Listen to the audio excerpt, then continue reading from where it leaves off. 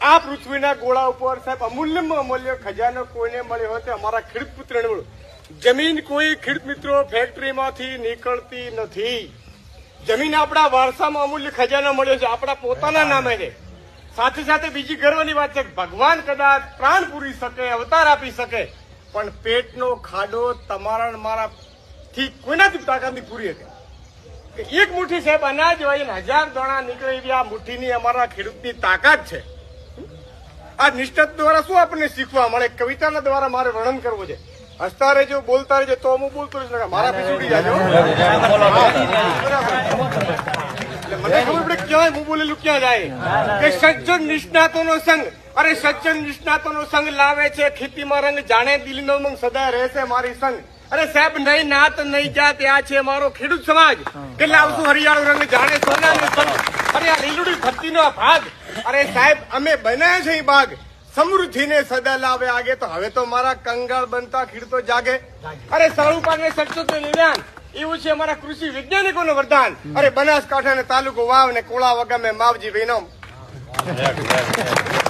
આ સરસ માહિતી નિષ્ણાત મિત્રોએ અખતરો ખતરો તો પણ પોતાના ખેતરમાં કર્યો છે એટલે થયો. આ ધરતી ઉપર ખેડૂત મિત્રો 3 માતાઓ, 3 માતાઓ મારા હિસાબે દુઃખી છે આજ તારીખમાં કળિયુગમાં. પહેલી માતા જનેતા, 3-4 ભાઈઓ તો કોઈ ભેળી રાખવા મોગતું નથી. મોટા ભેળી, મોટો કે નાના. અરે બીજા નંબરનો માં ગા.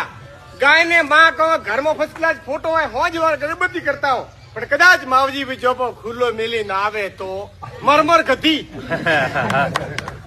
ગાય કોઈને જીવતી નથી, ત્યારે ગૌશાળા બની છે.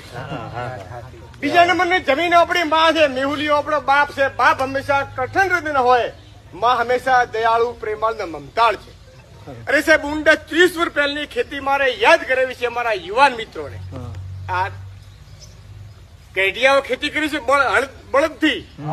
30 વર્ષ પહેલાની ખેતી મફતની ખેતી હતી. અમારા સાહેબે વાત કરી એમ કોઈ જગ્યાએ પૈસા ચૂકવવાના થતા નતા. અરે સાહેબ સુથાર બહુટો બનાવે, હુકડી હાલવાની.